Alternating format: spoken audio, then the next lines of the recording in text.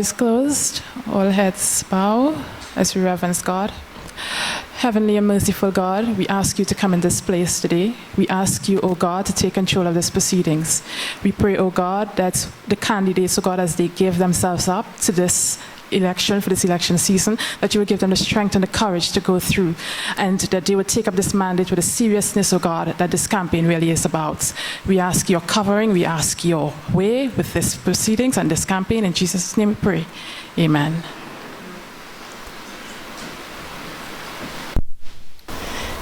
You may have your seats. My name, one of the founding members of the Movement for Social Justice, if I can say so boldly. There are very many persons in the room here who are much older than I am and have walked this walk many years before me, but I am pleased as a young member of the Movement for Social Justice to be your co-MC this afternoon. So I'm Nikki Johnson, and with me co-hosting is Radhika Golbans. Social Services, right? And she's the Deputy Chair of the Movement for Social Justice. Just a few housekeeping rules. We have refreshment to give the opening remarks.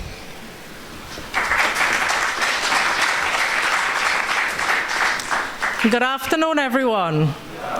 To my political leader, my party chairman, Mr. Fernandez, brothers and sisters of the executive, the activist council, all candidates, to the members of the media, well-wishers, everybody, welcome this afternoon. Today is a very important day.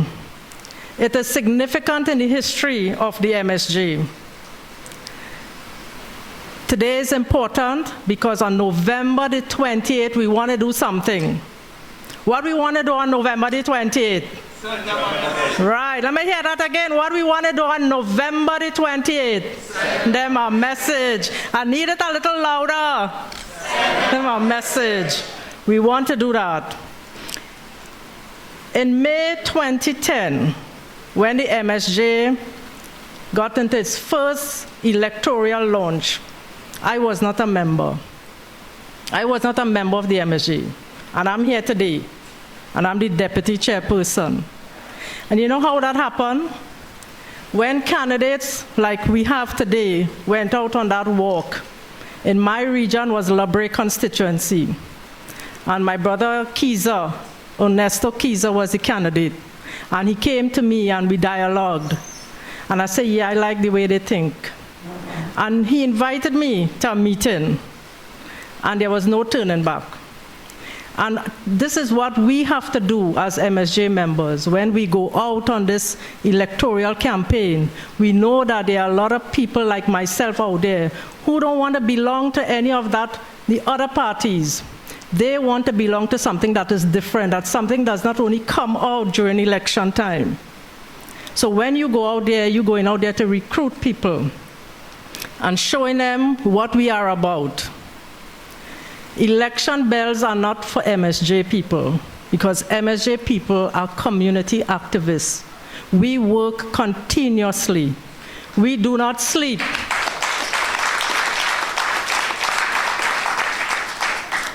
We know that that is one of the problems that we face with this political culture that we have, that only when it's election time members come out.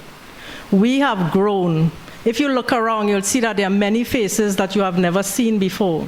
I know that there are many faces here that I have never seen before, and that is because there's growth. And all of you have been doing your work in the vineyards. You have been doing fundraising, you have doing hampers. We have problems in various communities, and people are not even MSJ members, and they call us out. They ask us to come and help. We don't do it for them, but we empower them. That is what the MSJ is all about. And that is the culture change we want. And that is the message we have to send them, that we need that culture change come November the 28th.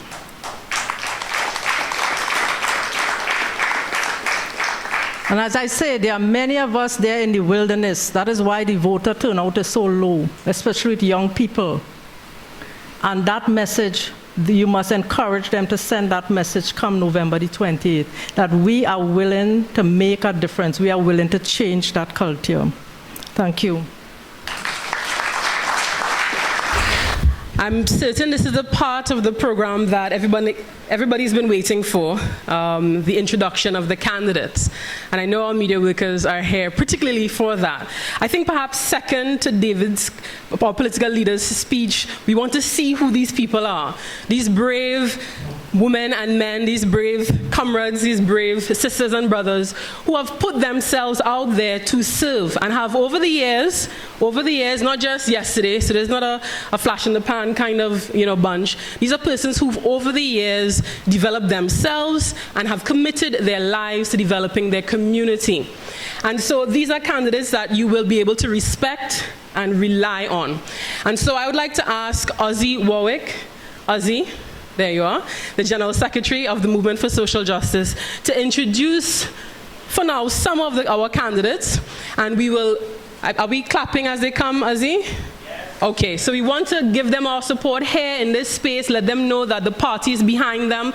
So when they approach the podium, when they approach the stage, can you please give each of them a round of applause? Ozzy Warwick.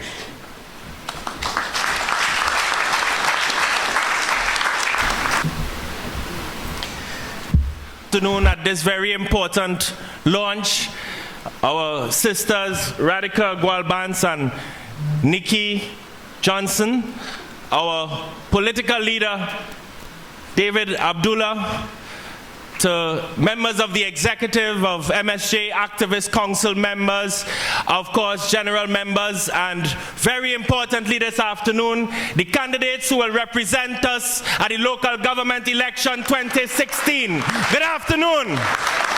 Good afternoon. Good afternoon. This is a great MSJ afternoon because we are going to create history in these elections, because we are going to send UNC a message and we are going to send the PNM a message. We are going to send Trinidad and Tobago a message this afternoon. It is really an honor for me to introduce these brave young men and women. Young, yes, because we are going to show that MSJ is here to grow and grow and grow, and that just as young people are the future of Trinidad and Tobago, the MSJ is the future of Trinidad and Tobago. These are truly brave warriors. Because, you see, when we were screening these candidates, these are not just candidates who appear out of nowhere. They came from the community. They are community activists. They have always been active in the community. And therefore, we felt that they will best represent MSJ in this local government elections. So what are we going to do? Local government 2016? What are we going to do?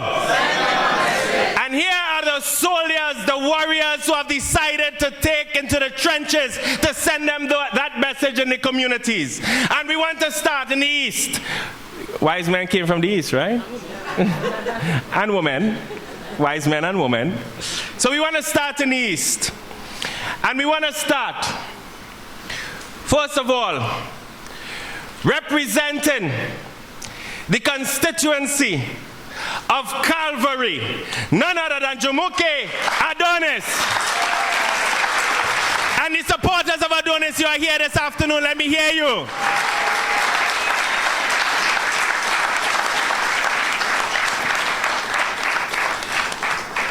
Better known as Mother.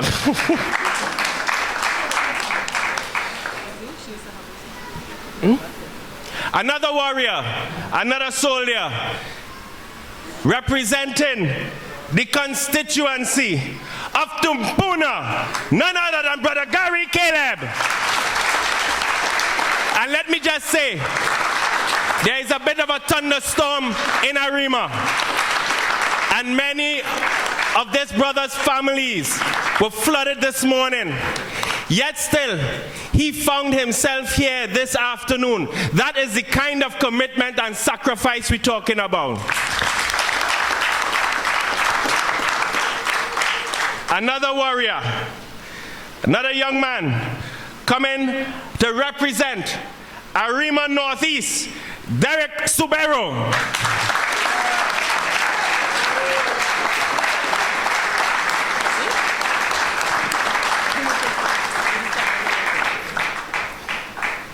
And now we have that term, warrior woman.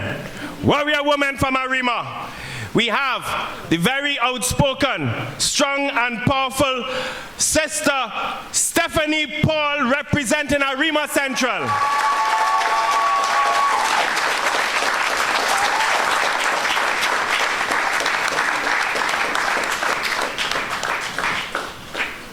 And then we have a boast. We have a boast, yeah? I want to suggest that the MSJ is putting up the youngest candidate for local government election 2016, and that is none other than the young, the very, very vibrant Kelly John, representing Arima West, Omera.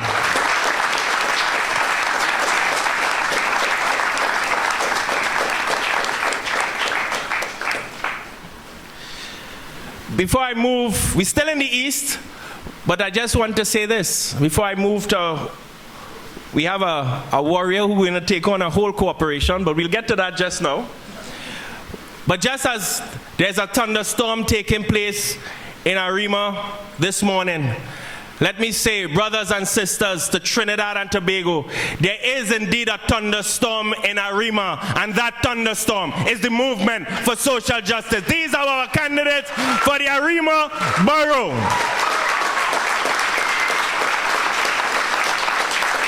Now we have another warrior, and he's not afraid to fight. Not afraid of fight at all, fighting in his communities for many, many years. He decided that he alone in the massive regional cooperation of Tunapuna Piako, not afraid of that. Neither is he afraid to take on that massive constituency that stretches from Santa Rosa to Blanchisseuse.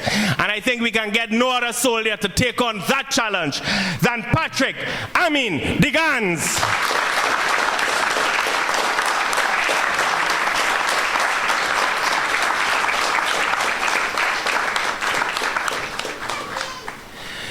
From the East, we go deep south. We go to the deep south. We go to the borough that has created the wealth for Trinidad and Tobago. We are going to go now to the borough of Point Fortin. Brothers and sisters, this afternoon, I am going to present to you the warrior soldiers who are going to take on the borough of Point Fortin.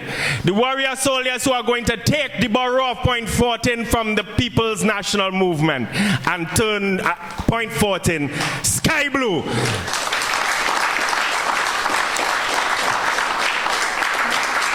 I want to start. And some of these warrior soldiers are coming again. This is their second time. They were not phased. And I want to start off. Please join me in welcoming to the stage warrior soldier Stuart Valentine to represent Tishe Guapo. He ran in 2013, not phased, and he's here again to take local government elections 2016. Another soldier, no stranger, fought in 2013, fought a very, very bitter battle. But notwithstanding the bruising, he's here again. He's here to take on the PNM again, to take Egypt from the People's National Movement. I'm talking about none other than Brother Ronnie Adams.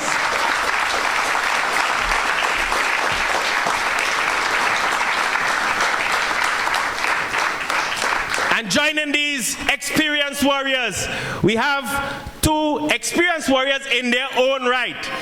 And I want to present, I like that term, a warrior woman to represent not Los Angeles, no, but right there in Point Fortin, Hollywood, the constituency of Hollywood, Lauren Alexander Budu Singh.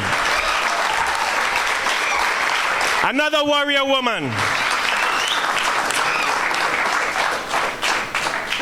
And we have, again, experience in his own right, but his first time to take on that difficult constituency of Newlands, Mahaika, but he is full of faith, he is full of hope, he is full of confidence. That is Alva Cadogan representing Newlands, Mahaika.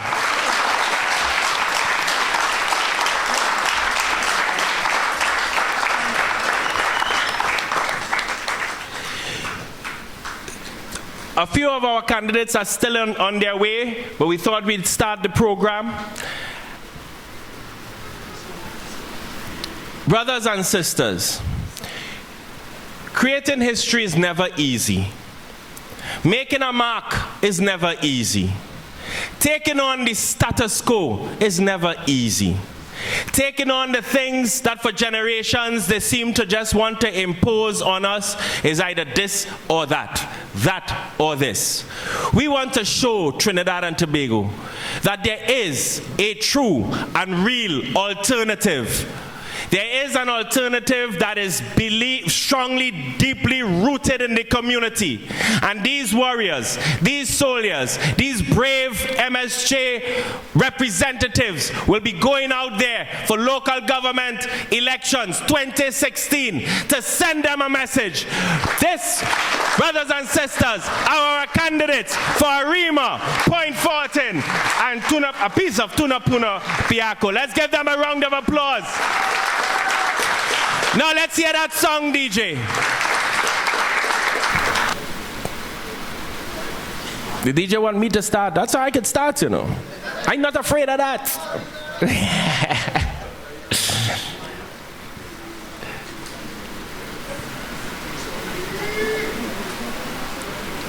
While the DJ look for that, I think we need to call out the song. Send them a message. Send them a message. Send them a message. Send them a message. Send them all a message. DJ still looking. I did it before, so I'm not sure. You know what happened in there? You all remember our political leader had to call an emergency press conference because to show you how bankrupt these traditional parties are. Imagine the UNC tried to steal we slogan. So like they're trying to steal we song now.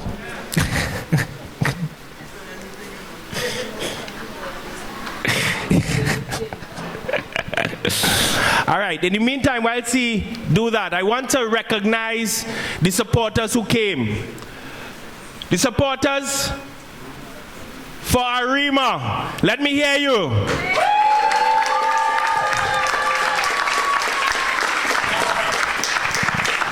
Supporters for Point Fortin, let me hear you. I tell you, this is going to be a historic campaign. This is going to be an exciting campaign. And you know, one of the things about MSJ is that for sure our candidates are going to be dealing with community issues because our candidates came from the community. That is the important thing. Some of our candidates who fought in 2013 continue to do community work, whether it's with the youth clubs, whether it's with the sports clubs. They continue to do hard work in the community. And you know, during the screening process, one of the things they said is that this is part of a process. They will continue to do the work that is necessary to build their community. It is all about their community.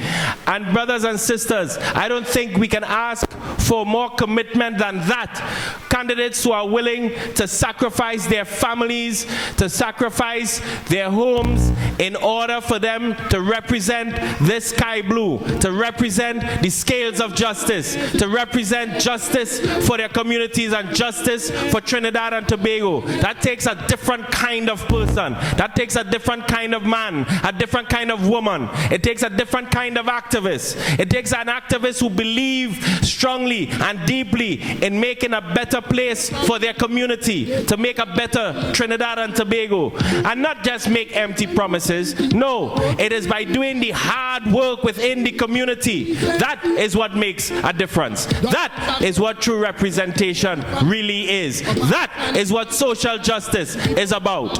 Unlike the other traditional parties, at least we have something that we stand on, a foundation, a belief. We believe in social justice for all, in communities from Arima to Point Fortin. This is our belief. I believe we have it now. So what are we going to do? Send them a message. Let us hear it. UNC supporters, they getting harassed. They're not ruling anymore. They can do nothing no more. They had 5 years in power and they make the country shame. The facts of the matter, they ain't short to government again.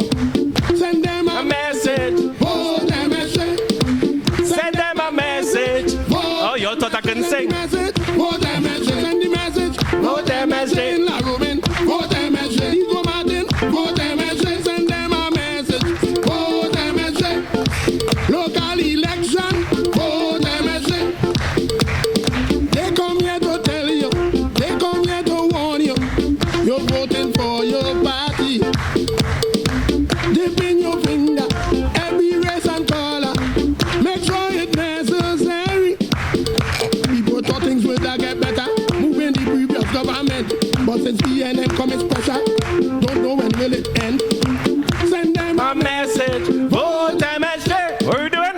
Send them a message. Vote them a send the message. Vote them a send the message. Vote them a San Fernando. Vote them a Rio Claro. Vote them a send them a message. Vote them a local election. Vote them a Don't think we slogan.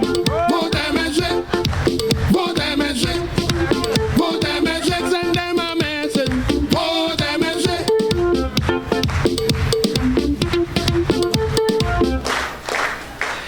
All right, let's give the DJ a round of applause.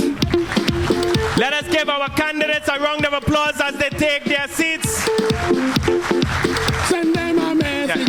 Vote them a send them a message. Vote them a Abdullah and his men will solve your problem. As we were standing, one of the candidates made it in.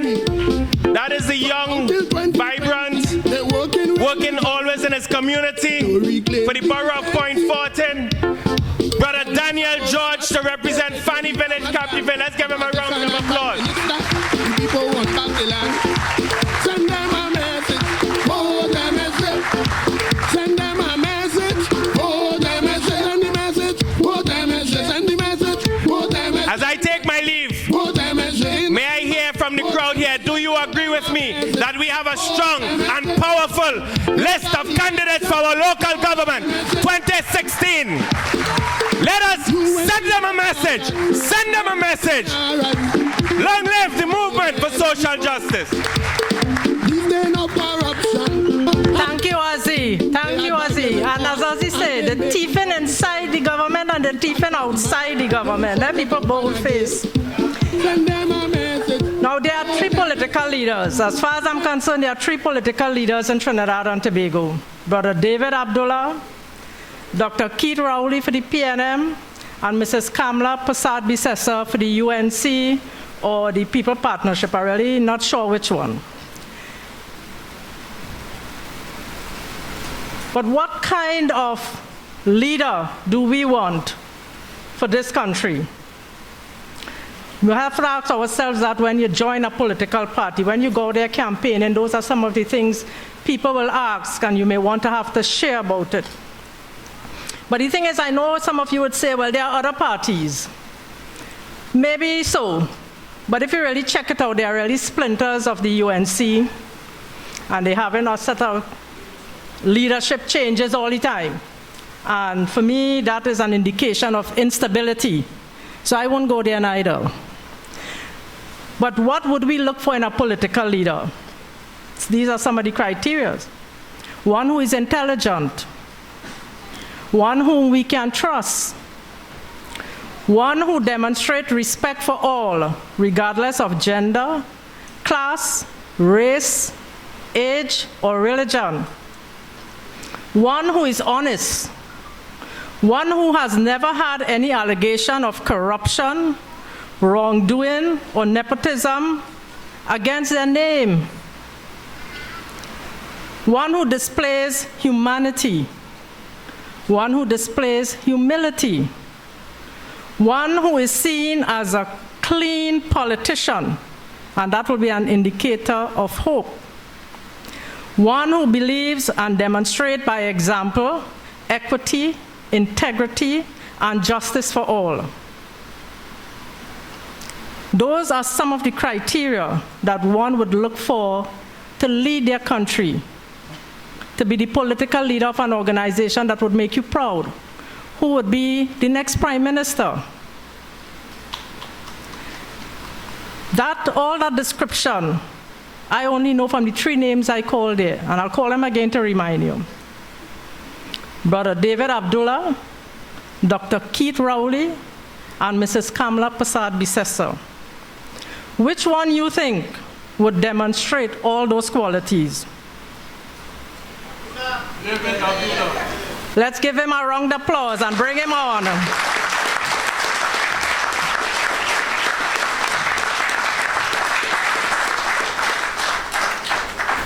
Sister Radhika Golbans, our Deputy Chair of the party and co-chair of this afternoon's launch of our local government election campaign. Sister Nikki Johnson, also co-chair. Our candidates for the local government elections 2016, Brother Daniel George, and Daniel was a little bit late, and we want to acknowledge the work that he and his wife did, Penny did, in decorating our stage this afternoon. Daniel, thank you very much. Contesting Fanny Village, Captiville, and Stuart Valentine for Tishe Guapo, Lauren Budusing Alexander for Hollywood, Ronnie Tender Adams for Egypt, and Brother Alvin Cadogan for Newlands Mahaika, who yesterday I saw walking.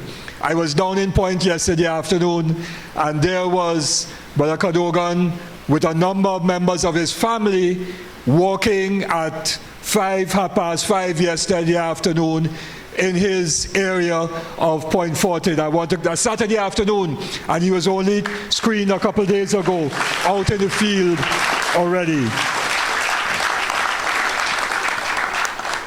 And in Arima, Sister Jamoki Adonis for Calvary, Kelly John for Arima West Omera. And if I could just stick a pin here, because 3 years ago, Kelly's sister Catherine donated her home as our Arima campaign office. Sadly, Catherine passed away last year, so she's no longer with us. But her sister is continuing to carry the torch and the banner of the MSJ. Kelly, thank you for making that sacrifice. And Brother Gary Caleb for Tumpuna. And you know, it runs in the family because 3 years ago, contesting, I think it was the Malabar South seat, if I'm not mistaken, was Gary's sister.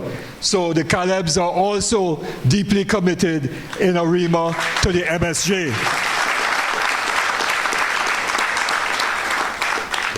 And then for Arima Central, Sister Stephanie Paul, who has recently joined us but is going to be a tremendous torchbearer for the MSJ in Arima Central.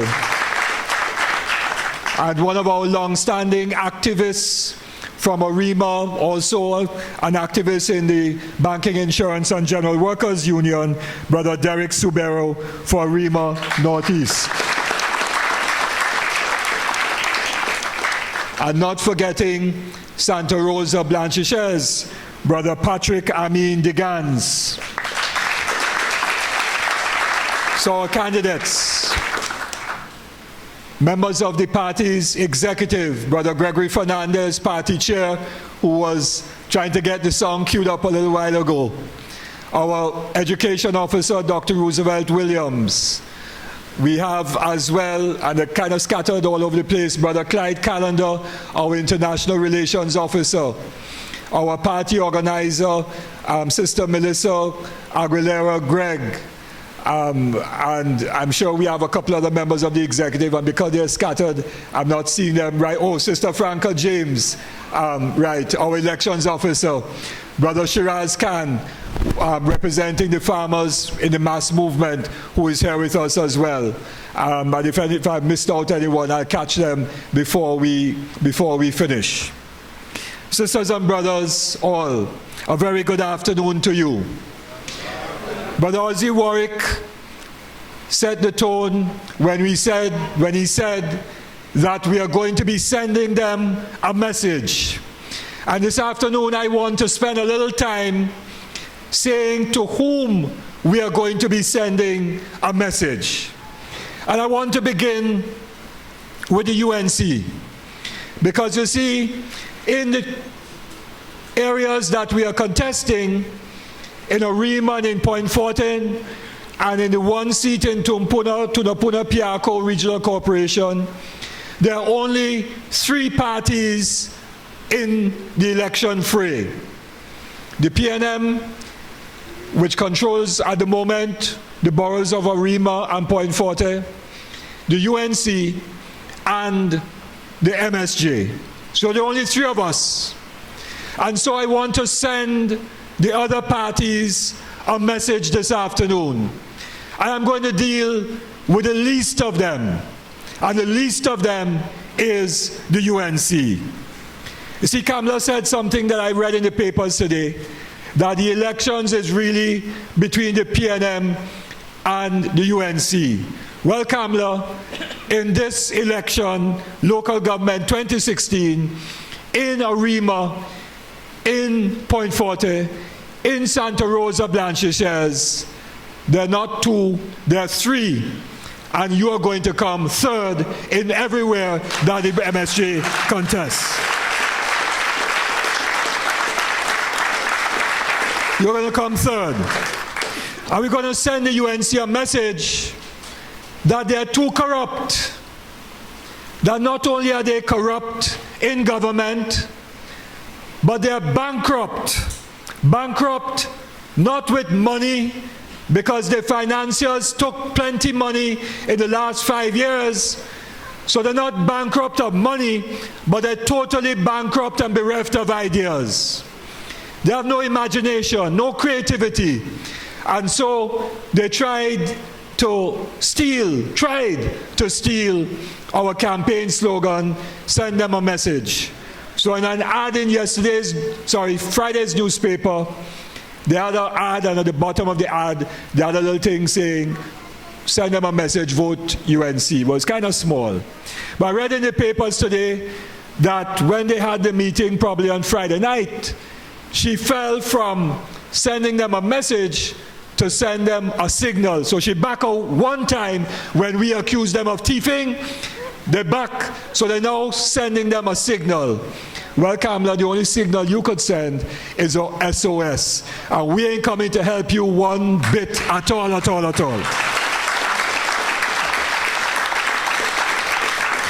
So the burgesses of Arima and Point Forte and in Santa Rosa, Blanchisseuse, must reject that bunch of corrupt UNC people who, for example, between 2011 and 2014-15, according to the newspaper report in the Express today, gave contracts totaling over $1 billion to a single contractor, TN Ramnath, and another close to $1 billion to another one. Let me just get the name correct. Motilal Ramhit and Sons Construction Limited, another $1 billion. Now, TN Ramnath didn't only get $1 billion from HDC, get plenty other contracts from Ministry of Works, from other ministries, and if I'm not mistaken, probably got some farm out and lease out from Petrotrin too. True? Oil workers? Right. So they got plenty. So we want to send a message to people like T.N. Ramnath, to people like SIS, to all of those like Kamla and the rest of them, that the burgesses of Point Forte and Arima, Santa Rosa, Blanchisseuse are rejecting that kind of politics of nepotism, of favoritism, and of corruption. Are we sending them that message? Sending them that message.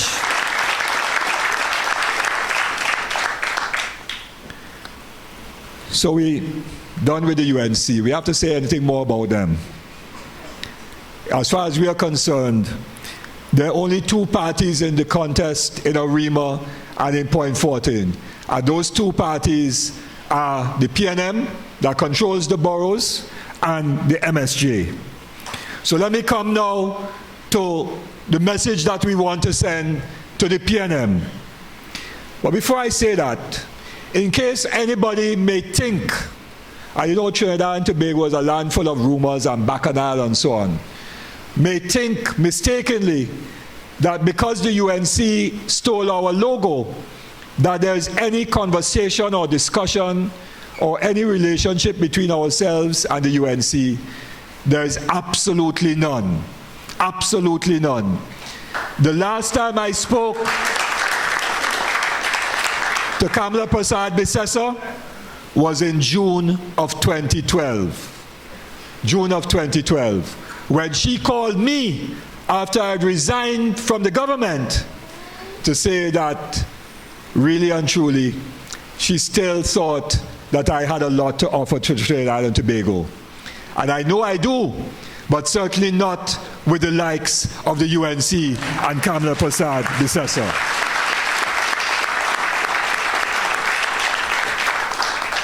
So, now to the PNM. We have a message to send to the PNM.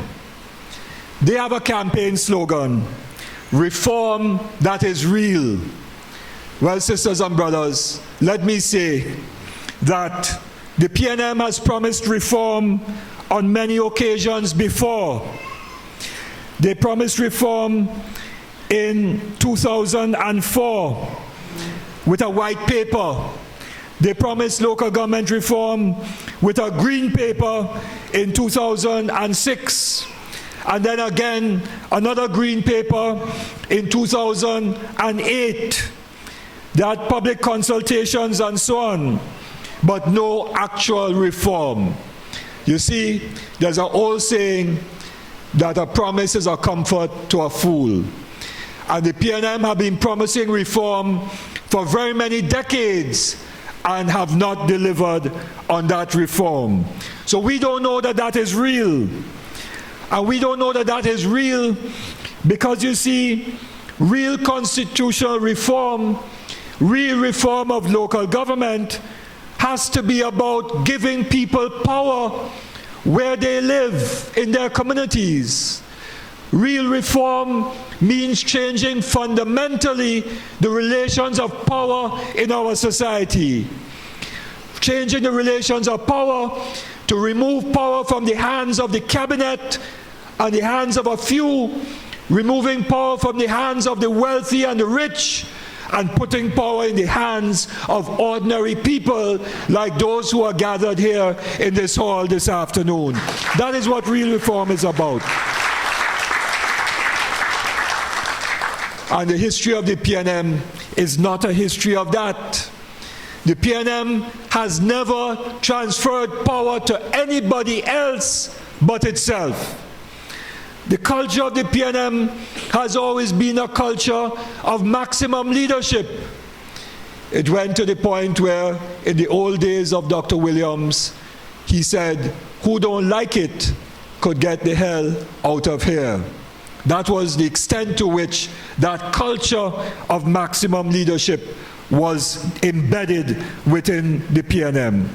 And the philosophy of the PNM is all about concentrating power in the hands of the cabinet. So when you hear them speak, you will say, cabinet has to decide. The minister has to decide. The prime minister has to decide.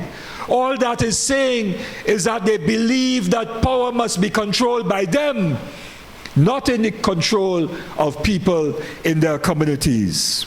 In fact, both the PNM and the UNC believe that power should stay in the hands of a small, powerful elite in this country. An elite like Abood from Starlight Plaza in Mount Coco Road, and we have some sisters and brothers from Mount Coco with us this afternoon, even though we are not contesting the election in that part of Trinidad in the Diego Martin Regional Corporation. And they will tell you the fight that they have against Abood, who wants to control all that land, as he's controlling land in Marval to build a big plaza just above shops of Marval in that area. Land grabbing going on by a few. Land grabbing that is benefiting the elite. And the PNM and the UNC have no difficulty with concentrating wealth and power in the hands of a few. Ask Shiraz about Montai of the PNM, former treasurer of the PNM, and how much land he was able to get, either under the PNM or even under the UNC. And just look at the story about the HTC today. $1 billion for Ramnat, UNC, $1 billion for the other contractor, UNC. Hundreds of millions of dollars shared up between Andrew Gabriel, big supporter and financier, party campaign organizer for the PNM. Money for Sharon Imber, wife of, is it Sharon? Make sure I don't call Suzanne, sorry, Sharon is another Imber, former Permanent Secretary, my apologies, Sharon. Suzanne Imber, wife of Colm Imber. So all of them are sharing in the wealth of this country. And I want to ask you, from Arima and Point Forte, from Mount Coco and other parts of Trinidad that are here this afternoon, have you shared in the kind of millions and billions of dollars that you have seen reported in the press that goes to these big financiers? Have you shared in that wealth? So they concentrate power in the hands of the few. They concentrate power in the hands of the few. And it cuts across party lines.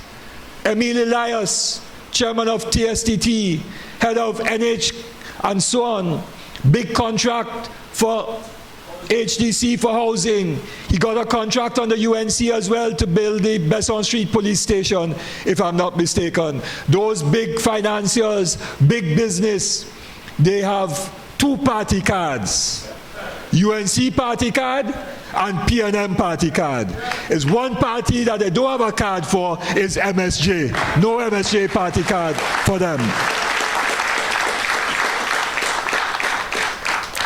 So that is the kind of philosophy of the PNM. And therefore, they cannot bring about real reform of local government which will put power in the hands of people in communities, where people in communities benefit from the wealth of the country and not benefit as Ramnath and the others are doing, the billionaires are doing. Look at, for example, what happened. They talk about change. PNM came in and talked about change. Look at what happened the other day. CPEP company put out in the newspapers that they were going to terminate the contracts of CPEP contractors who had had a contract for several years and who had made money out of those contracts. But that the CPEP workers would not lose their jobs. That was put out in an advertisement. Rudal Munilal makes some noise. And Rowley and Franklin Khan back and say we're keeping the contractors the same.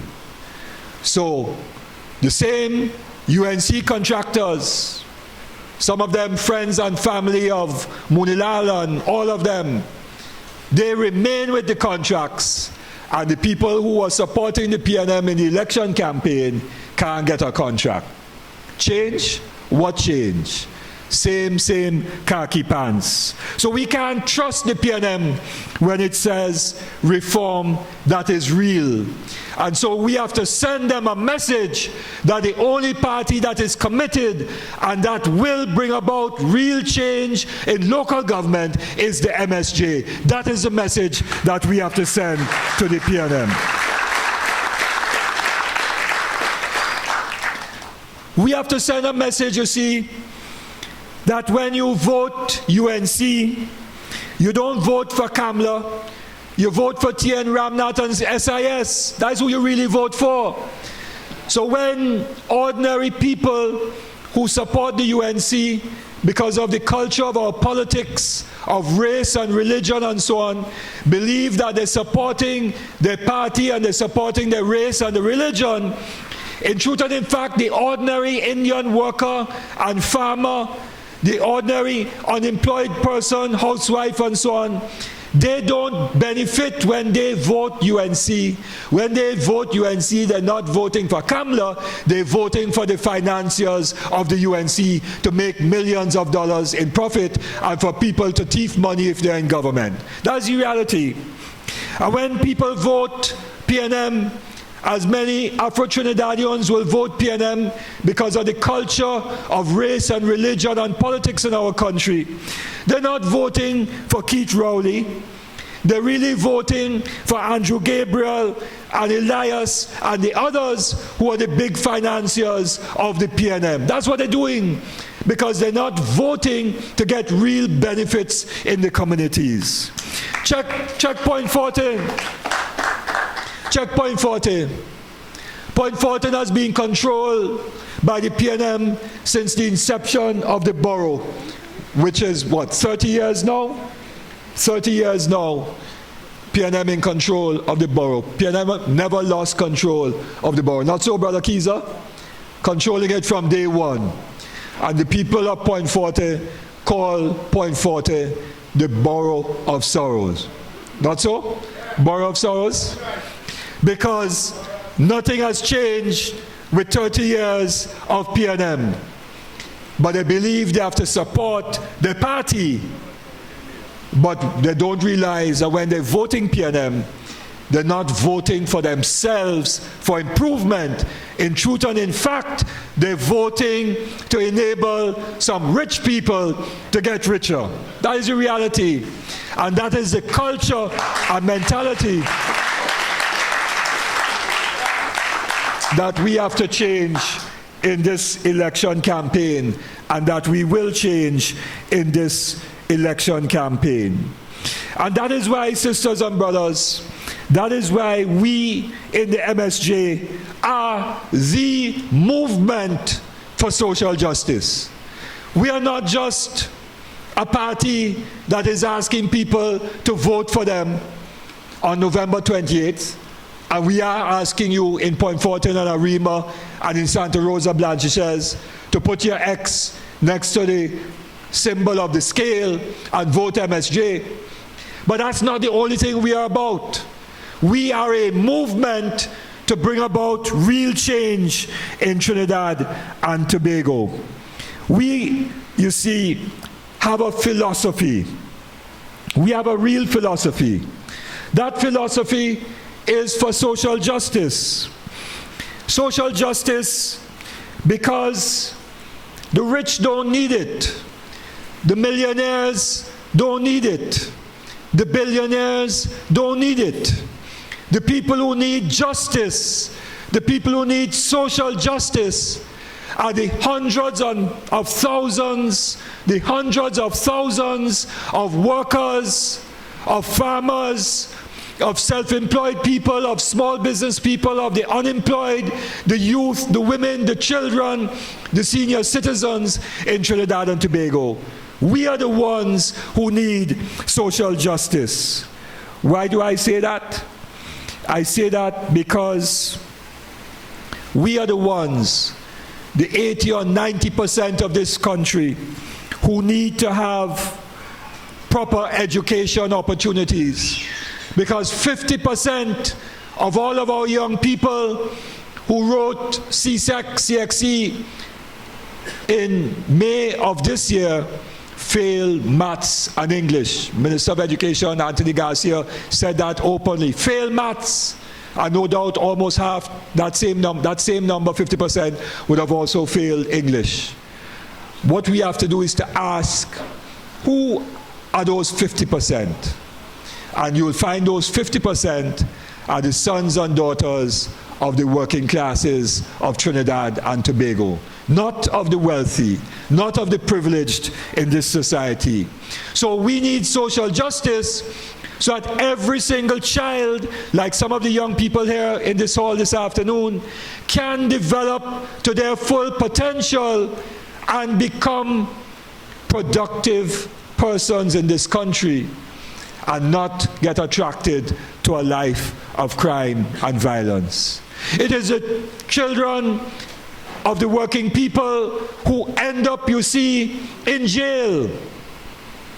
You see any children of Anthony Gabriel or T.N. Ramnath or SIS Lala or any of them ending up in jail in this country?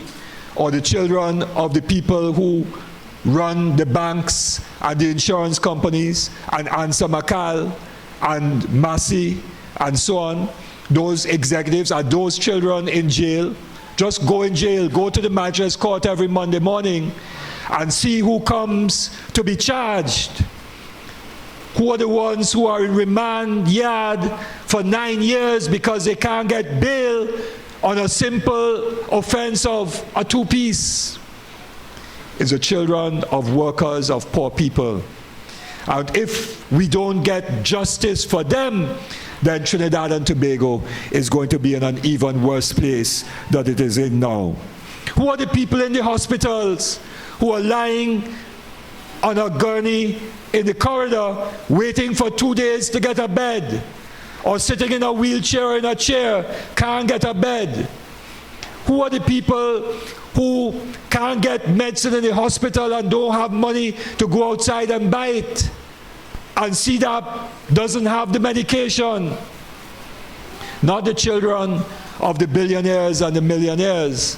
It's the children and the people themselves who are workers and farmers and self-employed and unemployed and retirees and pensioners. So that is why we need social justice, to get a proper healthcare system, to get decent jobs for everybody, to get a tax system that is fair. So when Minister Imber in his budget made a big to-do about 30% tax on people earning $1 million, he didn't properly explain it to say that everybody who gets $72,000 a year, $6,000 a month, under the existing system doesn't pay tax. Everybody who earns $72,000 and $1 a year and more pays 25% tax on every dollar above $72,000. What he ought to have done is that everybody earning $1 million or more should be paying 30 or 35% on every dollar above $72,000. But instead he chinks. So he said, well, millionaires, you pay 25% on every dollar from 72,000 to $1 million, and 30% on every dollar above $1 million. Well, all those millionaires go find ways and means of bringing their income down to below $1 million so they wouldn't have to pay the 30%. So he chinks on that. Not fair. You know what we're calling for today? We want to see BIR audit T.N. Ramnath with that $1 billion, and Motilal Ramhit with that $1 billion, and Andrew Gabriel with that $56 million, and all of them, like Jared Ramdeen, who get tens of millions of dollars in legal fees from the last Attorney General, and so on. We want to see BIR audit every one of them to make sure that all of them paying the tax that they're supposed to pay so the country could get money for hospitals and schools and so on. That is justice. But we're not likely to see that in Trinidad and Tobago today, because all of them are part of the status quo. And as part of the status quo, each one scratch the other back. That's what goes down. Each one scratch the other back. But we in MSJ say no to that.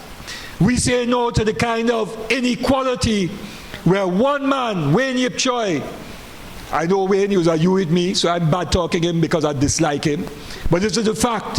One man, Wayne Yip Choi, former CEO of Kiss Baking, ended up working as CEO of Angostura when CL Financial went into difficulty. Shafiq Sultan Khan from right here in San Fernando, now big shot consultant. Shafiq Sultan Khan and Gerard Yetming gave Yip Choi a contract. And Yip Choi sued Angostura because he didn't get his bonus. So the matter was in court, and the judge handed down a ruling, so it became public. Wayne Yip Choi get a bonus, court ordered of $28 million for 18 months' work. Now that is not salary, he probably was getting three-figure salary. I don't know what it was, but let's say $100,000 a month, plus car, plus cell phone, plus entertainment, plus housing, all kind of allowances he got to do his job, okay? But then $28 million as a bonus. So let me work out what $28 million is, because I don't know if any of us win lotto last night. I was trying to win, so I go get some money to run for our candidates, so you go have some money as you walk and do your campaigning. But lotto was, I don't know, $2.5 million last night. I'm not sure how much it was. $28 million. Let's take someone who is working for minimum wage, $2,600 a month. Let's call that $3,000 a month, above minimum wage. And the last poverty study done by Kyrie Consultants was in the Express about 3 weekends ago. The average wage in Trinidad and Tobago is $3,500 a month. Average. Take the high, take the low, average $3,500. Let's use $3,000, which is above minimum wage, because it's easy for me to calculate. $3,000 a month is $36,000 a year. 3,000 by 12, 36,000 a year. 36,000 a year, multiply that by 10, gives you $360,000. So in 10 years, somebody working for $3,000 a month will get $360,000. 10 years. Let's multiply that by 10 again. In 100 years, that person working for $3,000 a month will get $3.6 million. 360 by 10, 3.6 million. Right. Multiply that by 7, and you will get, in 700 years, somebody working $3,000 a month will get about $26 million. Not even the 28 Yip Choi get, $26 million. So, the kind of injustice and inequality in this country is where one man could get a bonus of $28 million, which would take a minimum wage worker more than 700 years to earn. So let me double 3,000 to 6,000. There are plenty of people working for $6,000. Not so? 6,000, double that, you divide 700 by 2. You working for $6,000 a month, it will take you 350 years to get $26 million. So let me double 6 to 12. $12,000 a month, which is about what a graduate out of UE going into the public service or teaching service will get, about $12,000 a month. It will take that person 175 years to get what Yip Choi got as a bonus. And double that to 24,000, maybe some of the media workers here, Jabari and others, Ivan and so on. Kevin, $24,000 a month. Not putting you in trouble, I know, you don't get that. In fact, we, in solidarity with the workers of One Caribbean Media who want to send home workers and retrench them, even though One Caribbean Media making profit, made $28 million or something like that in profit, but they still want to send home workers. We in solidarity with the media workers at One Caribbean Media.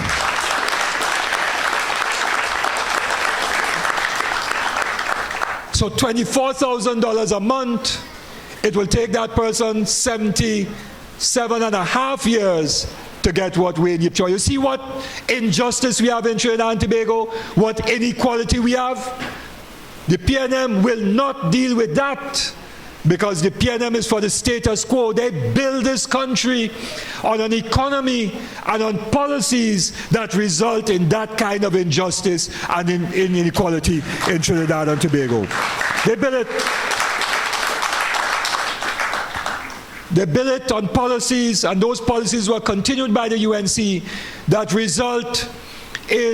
resulted in a situation where poverty increased from 16.6% people living on the poverty line in 2004-2005 to 24.5% in 2014.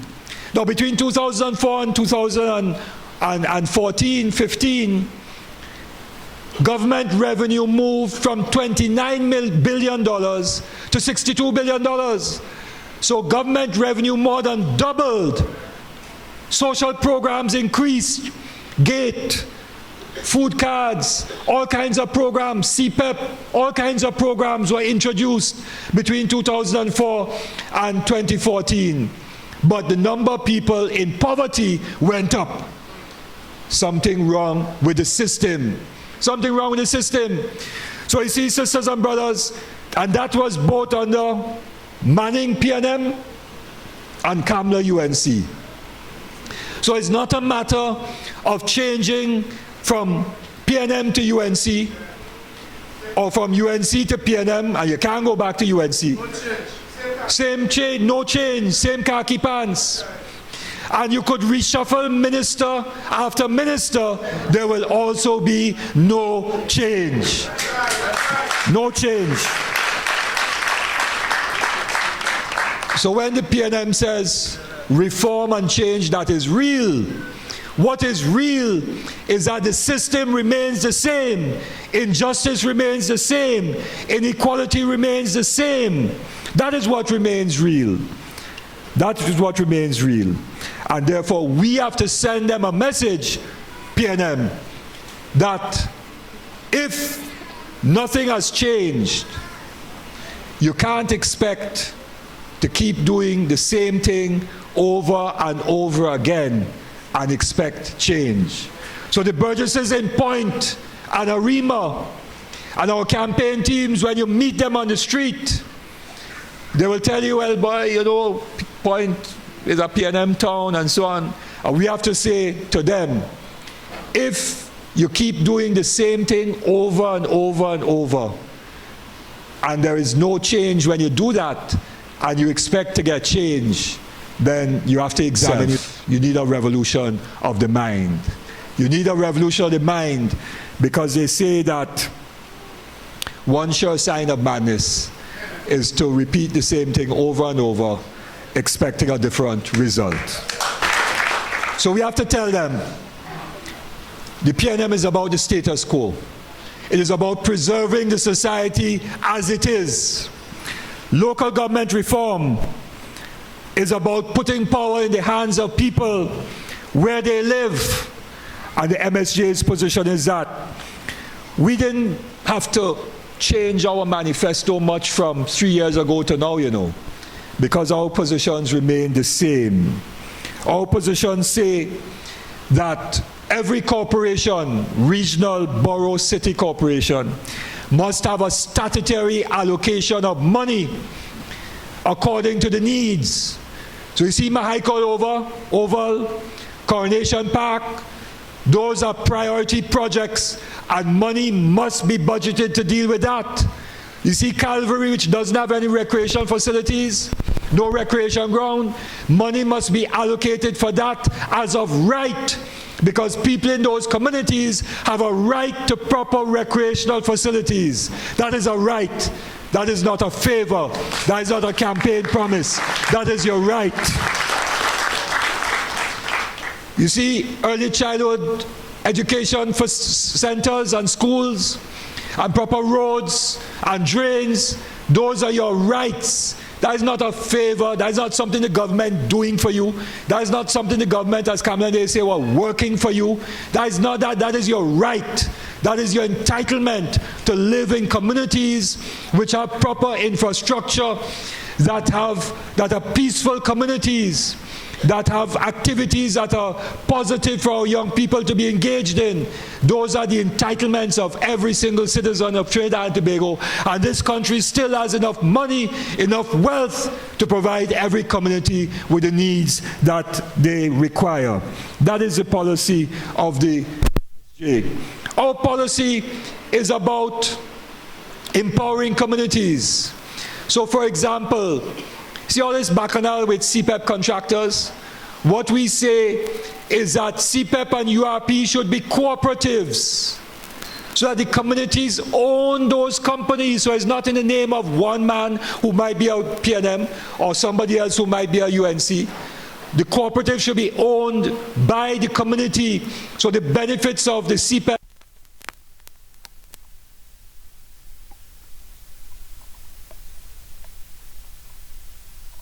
on the ground. And there's so many other things that we have in our document, but our manifesto is going to be out shortly, and our candidates will have it and will be able to share it. I just want to end, sisters and brothers, by saying this. Our philosophy is about changing the relations of power. No other party talks about that. We go straight to the point. The relations of economic and political power must be changed if we want to have a just Trinidad and Tobago, an equitable Trinidad and Tobago.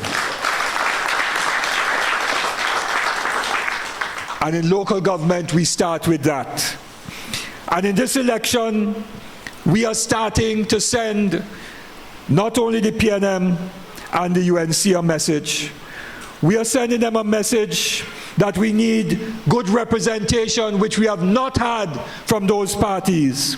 We are sending them a message that we are fed up of candidates and parties who we see at election time, and then they turn their backs on the people who elected them. We are sending them a message to say that we, the citizens, count. We are not just votes to be counted on election day. We are sending them a message to say we are people too. Stop disrespecting us. We are sending them a message to say things are not going right. Crime is out of control. There are too many murders. We are sending them a message to say we want peaceful communities. We want meaningful jobs for our youth. We need betterment in the community. We are sending them a message to say that with MSJ in control of the borough corporation will work in the interest of all of the burgesses. We are sending them a message to say that to vote PNM is to vote for no change. We are sending a message to say to vote UNC is to vote for the same bad governance that the country rejected in 2015. We are sending them a message to say now is the time for an alternative, and the only alternative is the MSJ. We are sending them a message to say that this election, we are voting for real change. We are voting for the scale. We are voting for the MSJ. We are sending them a message, sisters and brothers, to say that after 2016, in 2019, the MSJ is not going for 2 corporations. We will go for all of the corporations. That is the message that we are sending. We are sending a message to say that in 2020, we will be the government of Trinidad and Tobago, because this country needs the MSJ. We need real change. We need social justice. So let us go forward ever and backward never with our campaign. Thank you very much. Send them a message, vote MSJ. Send them a message, vote MSJ. Abdullah and his men will solve your problem. They care about the country. You're not going to get that kind of content from any other platform but here at the Movement for Social Justice. I want to remind us of some of the messages that he brought forward. And after every one of them, I want you to help me send that message, right? So on November 28th, what are we going to do? MSJ stands for Giving People Power Where They Live and Their Work. On November 28th, we are about social justice for all. Whether you come from the north or the south, east, west, wherever you come from, social justice is for all of us. So what we doing? And all candidates, we see them here.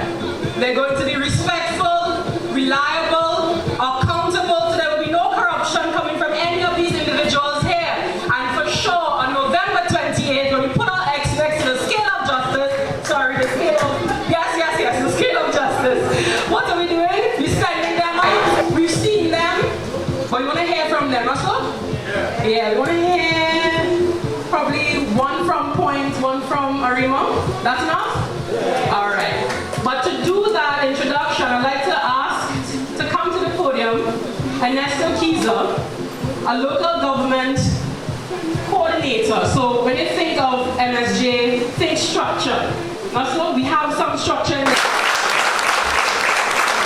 Social Services Officer at the Executive of the Movement for Social Justice.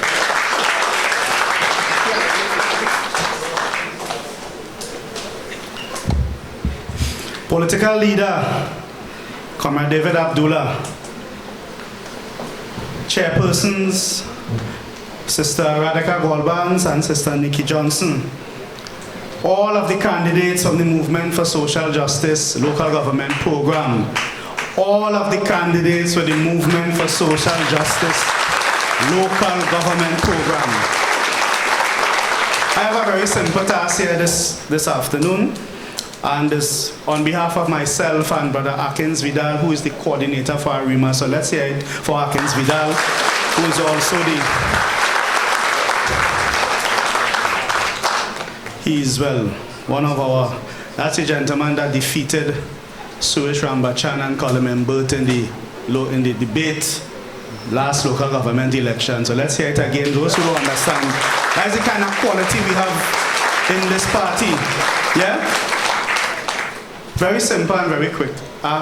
Local government elections is about where the community matters the most. It's about bringing governance and making governance make sense to us.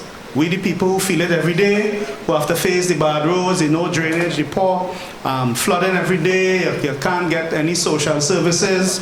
In Point Forte, we haven't had a proper hospital in about 40 years, since after Shell built the hospital.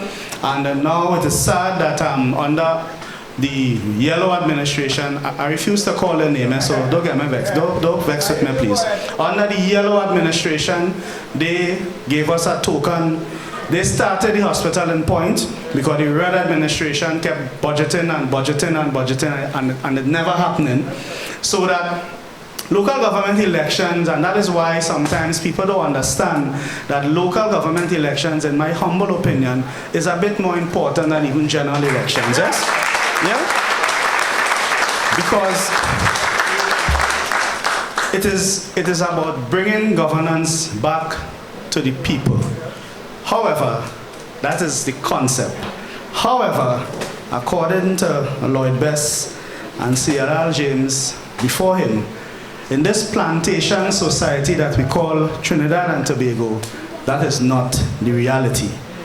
Yes, local government is just about, for most of the parties, and for even us, the people, and I say because plenty people are like this.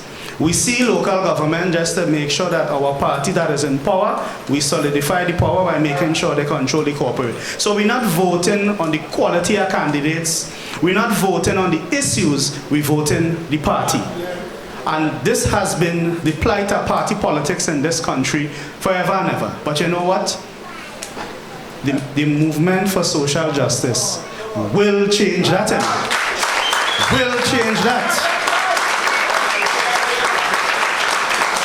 And again, let me talk what I know. You see,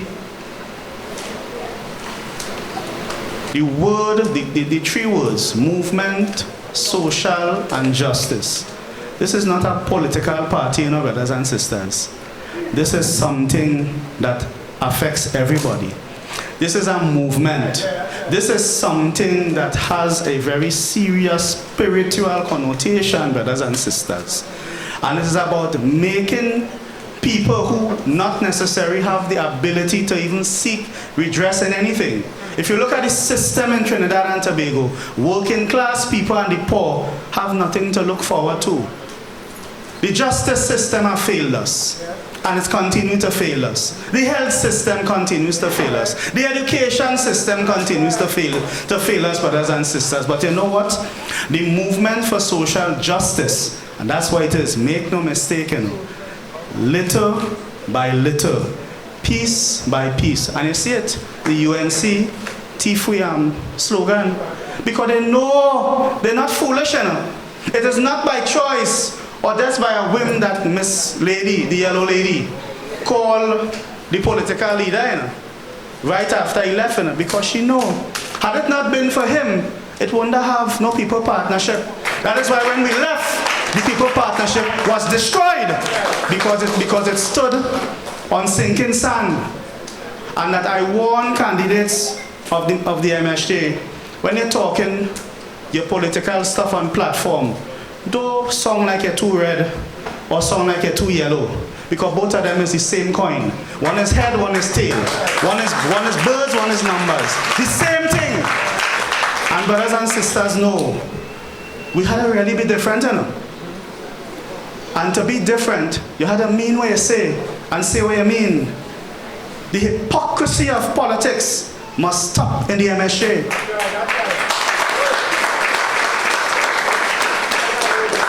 And I'm talking straight too, because listen, brothers and sisters, MSJ not only represents, not only comes on the bowl of the labor movement, but it reminds me of old, when they talk about when consciousness was on the street corners, when people used to be reading book under street lights, and education was, I mean, the younger folks might know that. But brothers and sisters, in the modern time now is Facebook and YouTube and so on, and Pokemon and these things. But we had to find a way, brothers and sisters, and watch at the tail, watch at the candidates. It's young people. Young people have taken up the mantle in MSJ to move MSJ. Young people. So that, brothers and sisters, I am saying to you, continue to support those that are here. Those that are not here, encourage them to be here next time. But more than that, encourage them to go out and vote and send them a message. Vote the movement for social justice. Vote MSJ. I would like to bring to the podium this afternoon a warrior woman. I like that term, Mercy. I love it. Warrior woman. She is the co-founder of 50/50 Sports Factory Limited, graduate of Bishop's East, highly driven, dedicated, very articulate, a hardcore resident from Arima East, our candidate for the area, Arima East, Miss Stephanie Paul, to bring some greetings and some inspiration on behalf of the Arima Borough Council. Stephanie Paul.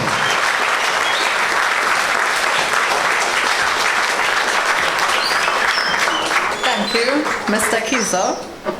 Thank you, chairpersons. Good afternoon, political leader of the MSJ, Mr. David Abdullah, other members of the executive, members of the media, members of the MSJ, MSJ supporters. How are they going?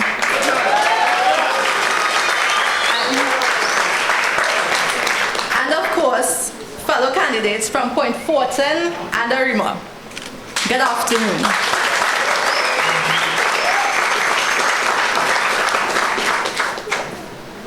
Traditional party politics has run its course.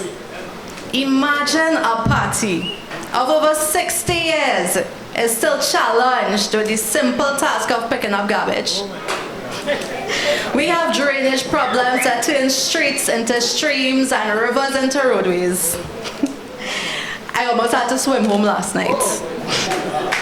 The majority of my supporters today and the other candidates from Arima, they couldn't make it here today because they were flooded last night. And even this morning, while talking to several residents, after helping some clean up all after 2 in the morning, our councillor rolled up in her luxury vehicle to check on things. In 3 years, it was the first time my father saw her. He lived in Arima his whole life. Her office is literally around the corner from me.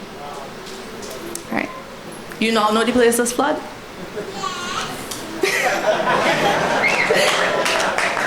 We have recreational facilities that we have little or no access to. How is this possible? How is it possible that a party with so much fancy talk and promises can fail to notice these basic issues that in essence are the core of the local government's agenda? Outdated and dial-up. So while they are waiting on the dial tone, we are already out there streaming and implementing solutions. Brothers and sisters,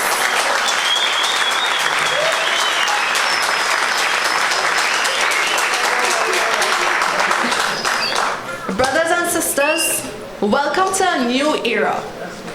Welcome to a new generation.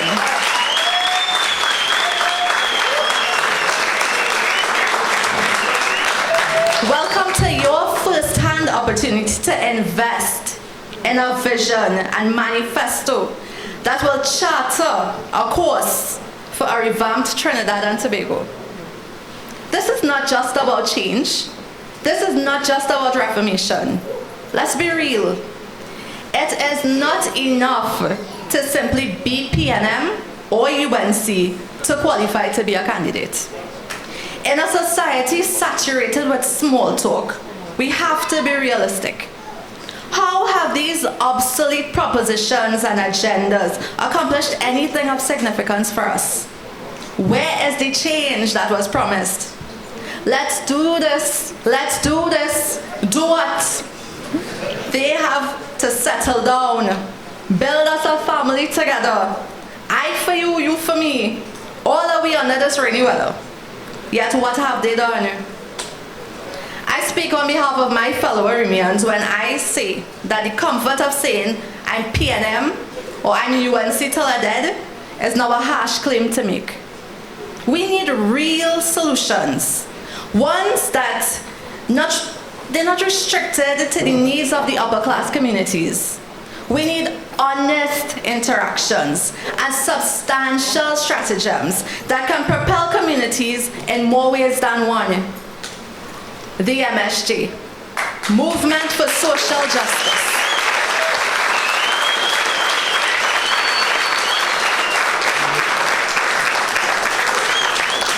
A movement for social justice is simply and effectively just that, an advocate for the people.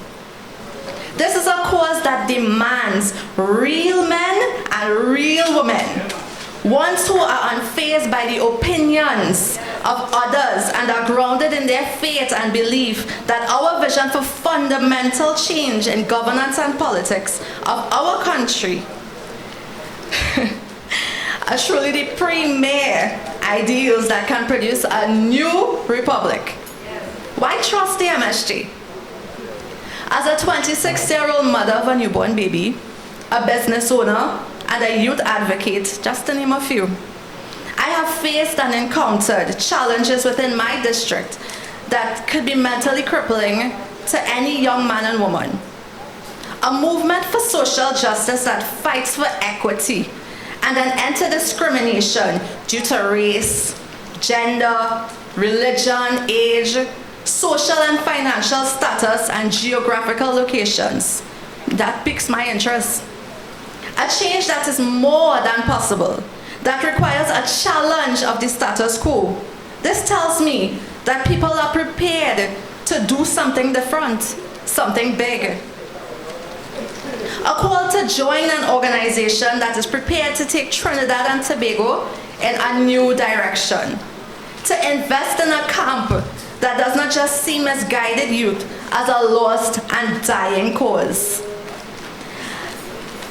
One that does not play on the nation's strings to provoke a riot to show an ego-driven administration that generally cares about personal interests.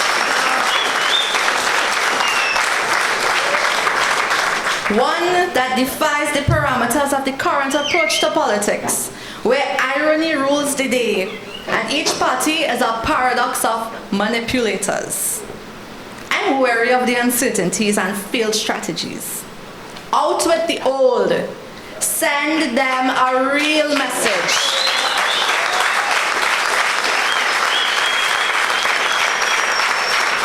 Let them know that we can no longer settle for talks that don't materialize. So, point 14, Arima, now is the time to make your voices heard. Do not give this administration 3 more years of unaccountability. Send them a message. Party done.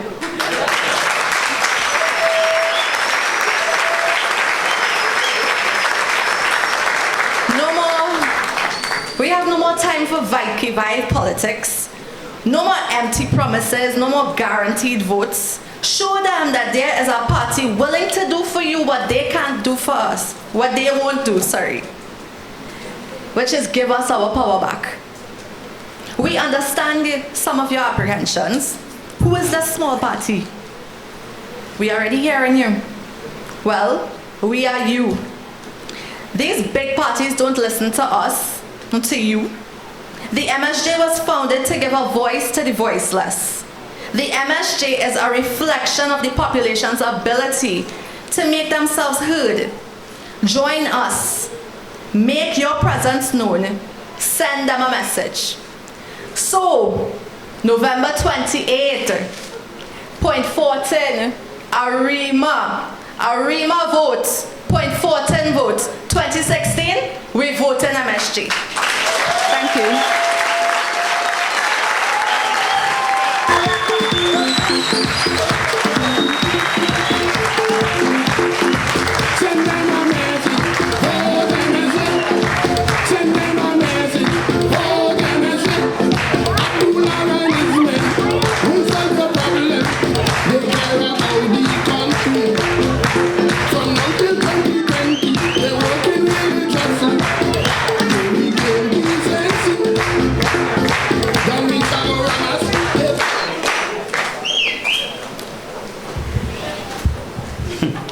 Papa yo, Mama yo, Mama yo. All the big shop again, man. Come now, man. Let me get some vibes, man. Here, man. Yeah.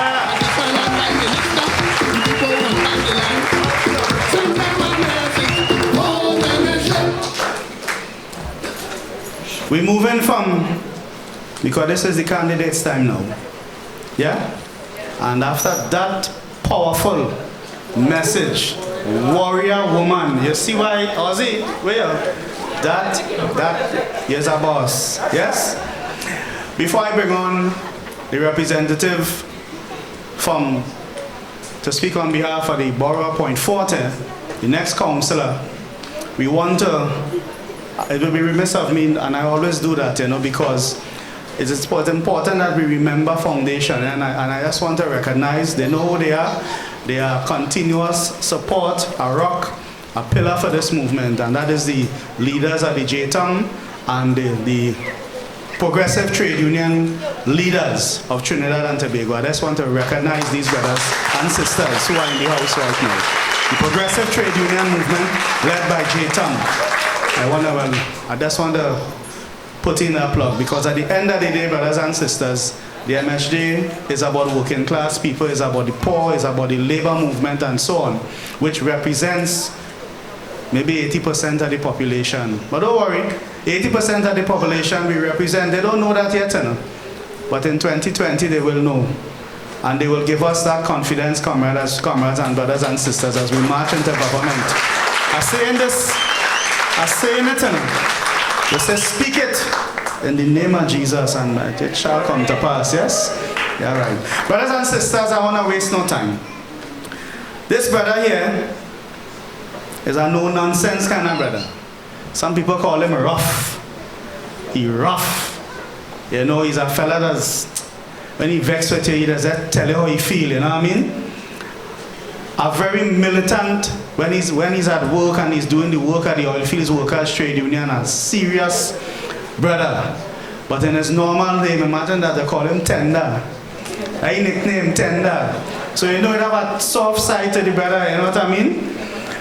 But he's a no-nonsense brother. What I like about him, he understands the history of the politics of Trinidad and Tobago very well. He understands Point Forte and how the whole thing unfolding. So without any further ado, I want to bring to the podium here this afternoon none other than a good brother, serious brother, a brother when he gets into office will really send them a message and make that difference. Brother Ronnie Adams, representing Egypt.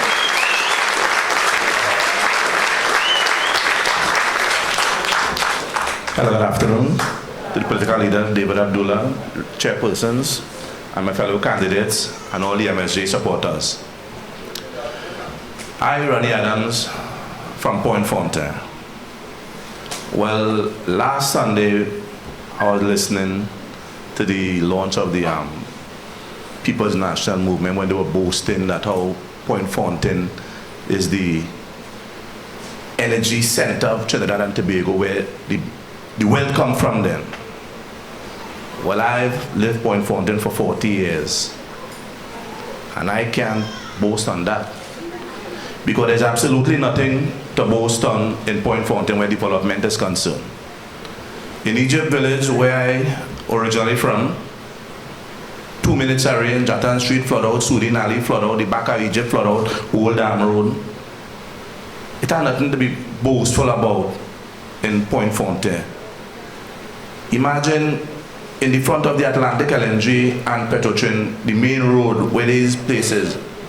Well, I drive a van, and I actually fit in one of the holes in front of these two, according to them, the energy, giant of Trinidad and Tobago. Also, they boast on the prolific sportsmen and sportswomen, what we have in Point Forte. We have a lot, We have former Captain Ronald Carrington. We also have Adrian Fonrose, also from Egypt. We have the David de Leons. When you go to Mahaika Oval to watch a football game when Civic Center play, you have to stand up. No seating facilities. You go to Coronation Park, the second largest grounds in Trinidad and Tobago, where we'll have youth right now training for the young Civic Center. At 6:30 they have to wrap up, to have no lights.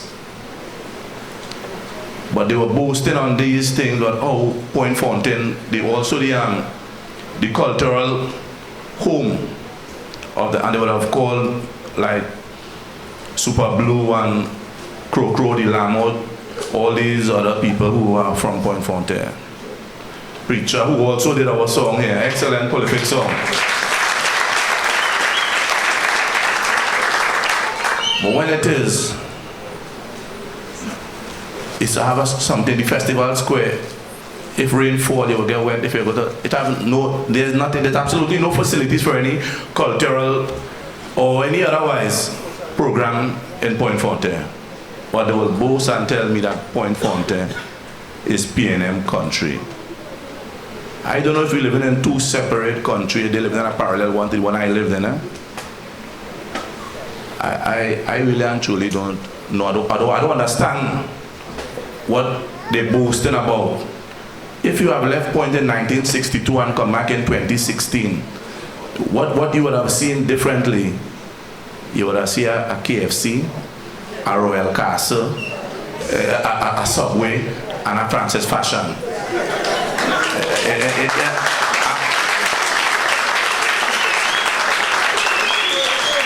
And then they would stand up and tell us that we, the people of Point Forte, we are the giant of where the economy is.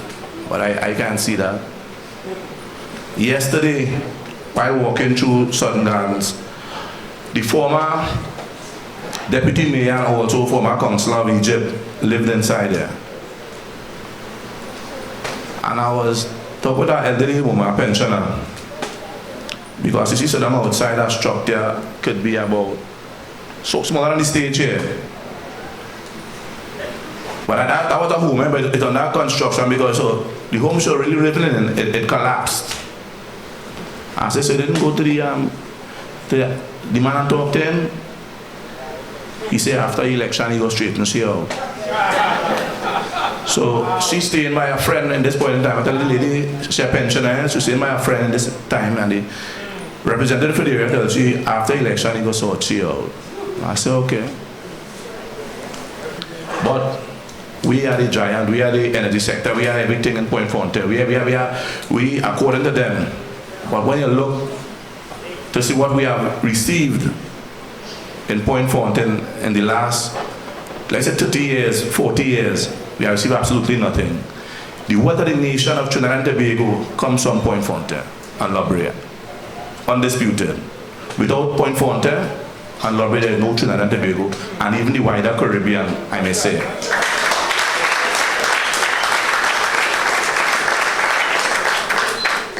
We once had Dunlop in Point Fountain where hundreds of people have been employed. It was closed down under the P&M.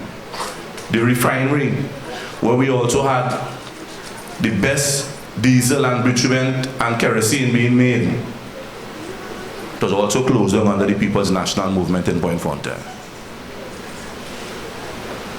But yet still, we are, according in their words, we are the giants with absolutely nothing. If 4:30 in the afternoon pass and you ain't get fuel, you have to go Santa Flora, go to San Fernando to get fuel in the vehicle. Because we have absolutely nothing. We don't even have a 24-hour gas station. And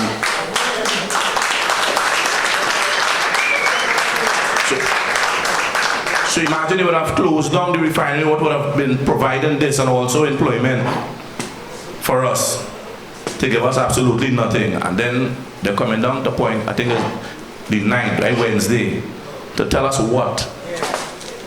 We ready and we ready? For what? To die? Because most of them, the thing is we are P&M till we dead. But you know what? You will die. And on the death certificate, it will mark either death by P&M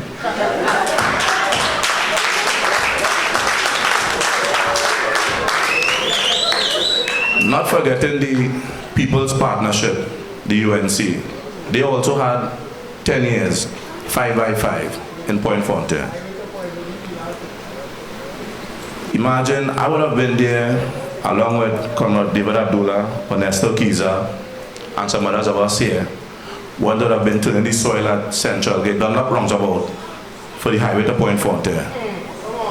But we started it in Pinal, and we ended it also in Pinal.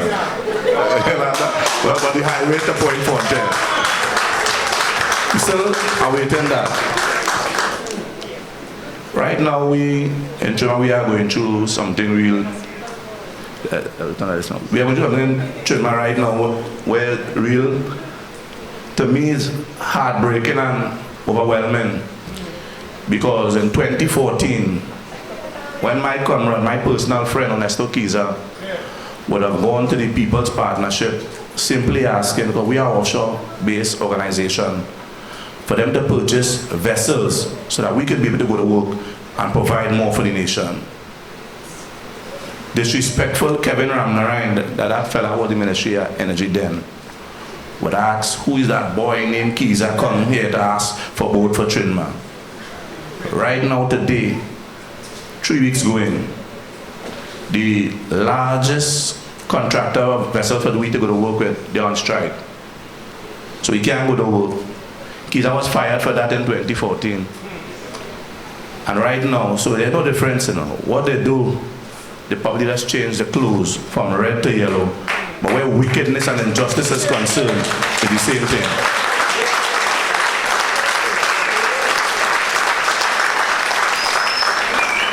We can't forget, the budget for the hospital would have passed in 62, 78. It would have also passed in 76 and then 80.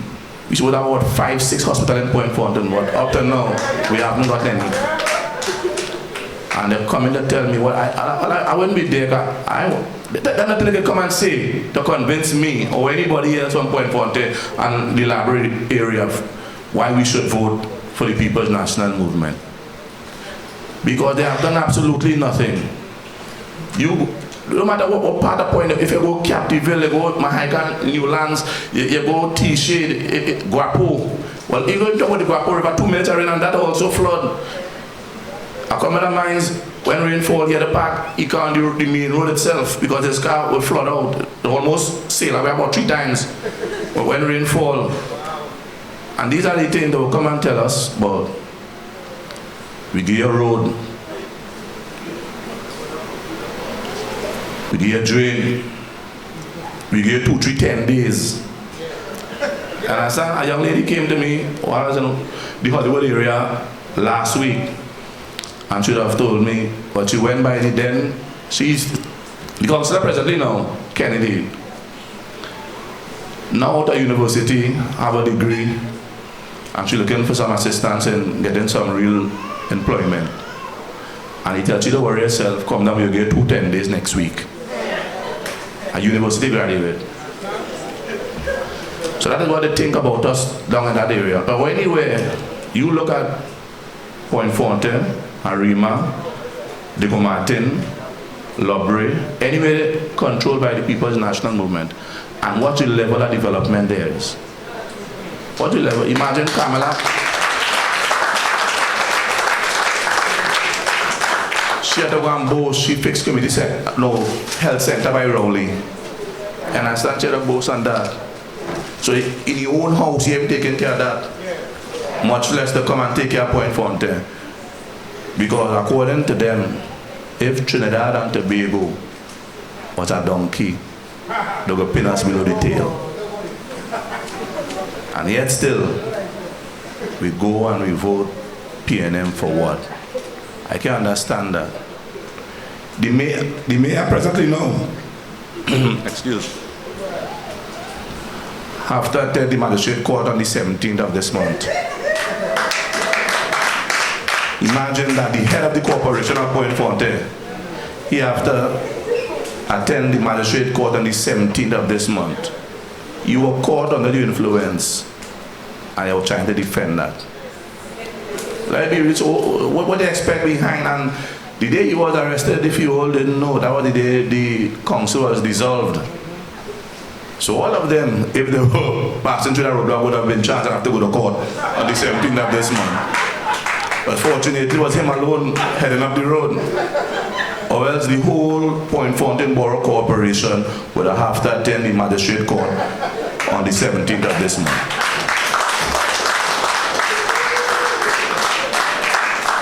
But that is governance. That is leadership. So all I am asking for us here, the people of Point Fountain and Arima today, there is no maybe or perhaps. We have absolutely no choice but to go out and send them a clear message that Point Fountain and Arima, we are no longer going to sit down and say we are PNM country.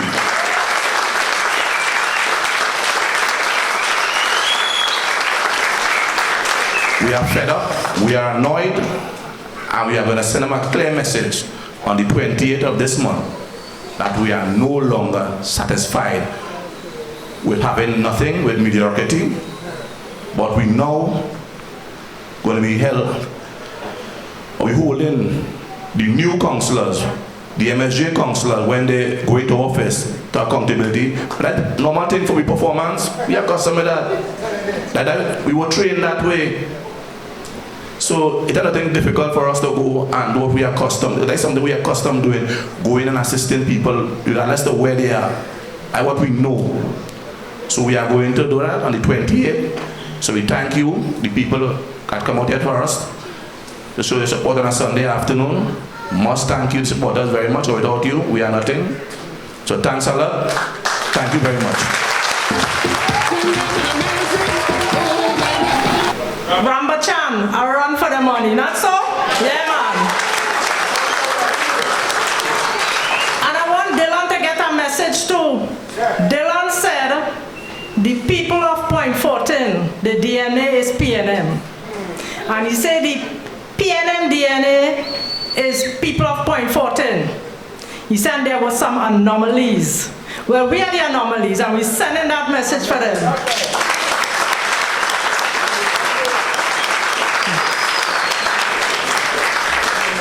I want to ask our chairperson, that is the chairperson of the MSJ, Mr. Gregory Fernandez, Brother Gregory Fernandez, to come and give us some closing remarks.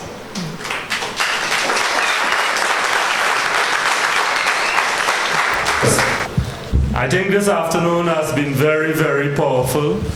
The addresses from the candidates, you know, I think everybody here is a lot more confident about the chances of the MSJ, knowing the quality of the candidates that we have on board.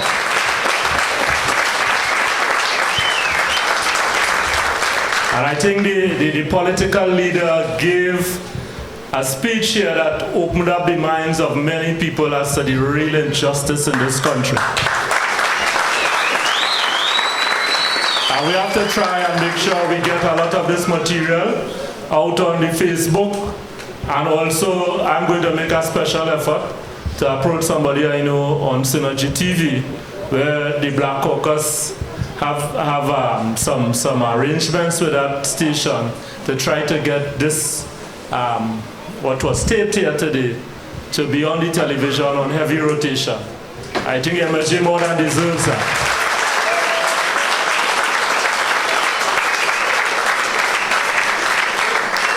I also want to say that, you know, as Brother David just reminded me, that the PNM is very scared of the MSJ.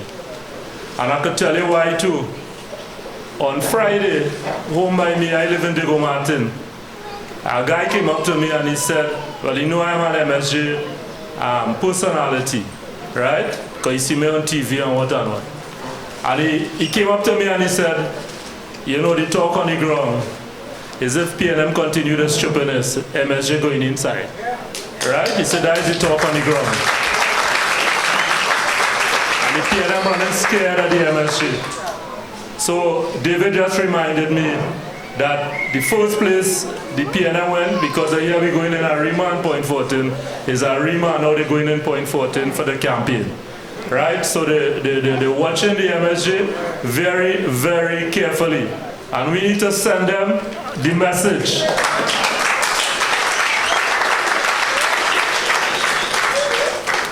You know, I was just telling Brother Kenny Philip at the back there that the first time I went down to Point 14, well, for a long while, was with a Calypso tent out some years back. And I was shocked when I went down there. I used to be in the Calypso business, right? And I was shocked to see the state of Point 14, that being the oil center of Trinidad and Tobago, how run down the place was. I really got blown away with that. And I was asking how come the people down here don't, you know, block the road and make sure that they get a share of the resources coming out of here. Because of the LNG plant. It's down there and it's built, I even want to talk about that. Because up to the other day, the same finance minister, the same PNM government, say that LNG take $10 billion of we money through transfer pricing and we never get it. Right? And they're doing that every year. Every year. And Trinidad people sit down and taking that. You know? They sit down and taking that. We should not be taking them stupidness. Right? Because part of the reason why we have a recession in this country is because a lot of the resources that should have been in the government coffers are not there. They thief it, companies run away with it because they cut deal with the people and them. They sign in contract and nobody knows the details in this country. Everything is secrecy, right? The privileged few have all the information and they're milking we, right? The milk in this country is over the last 30 to 40 years is close to, I would say it's close to about $1 trillion TT passed through here, right? Everybody should be living a decent standard of living in Trinidad and Tobago. And we need to get behind the MSJ to make sure that this stupidness don't continue, right?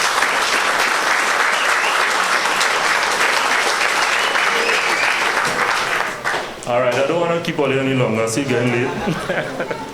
Right. What I wanted to also talk about is Comrade Atkins wasn't able to make it down here today. But Comrade Atkins has been doing human work in Arima, and he's actually there right now doing stuff for the campaign. And that is why he's not here today. So I want everybody to be aware of that, right?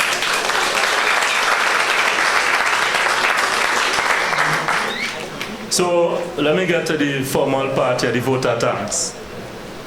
So first I want to thank Melissa Aguilera Gregg, the party organizer, who was the person who coordinated the arrangement of all of this afternoon. So give her a vote of Melissa. And then I want to thank Radhika and Nikki, the co-chairs. They did a wonderful job. We have plenty of women power here today, plenty. And then we move on to the coordinators for the two main areas, Point 14 and Arima, and that is Ernesto Kiza and Atkins Vidal. Round of applause. We also want to thank the regional cooperation support staff for assisting us in using this beautiful venue.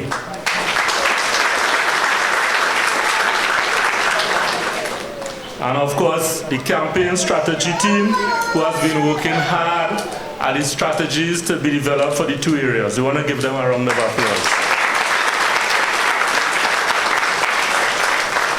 We want to thank former Road March King, Preacher, for these MSJ songs. And we have to remember that Preacher is a point boy, all right? We want to also thank the activist council members who attended this afternoon. We want to thank Stacy for handling registration, and of course, Seema, who handled the t-shirt sale. Let's give them a round of applause. Also want to thank the members of the executive who worked hard to get us to where we are, and who, well, we have a lot of work to get us where we need to be by November the 28th. So a round of applause to the executive. Right? And then of course, Daniel and his wife, who did an excellent job on the decoration. And the media personnel who came out and hopefully give us excellent coverage in the news tonight and tomorrow.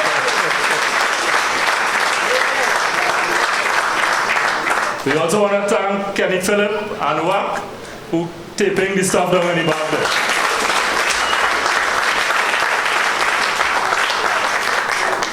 And of course, special thanks to the political leader for the address given this afternoon and for the support shown to the candidates.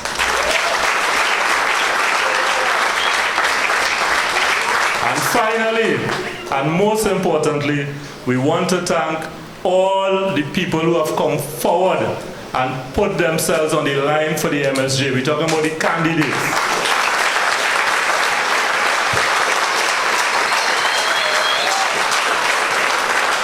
And we need to send them a message, Ozzy. Send them a message. Thank you very much.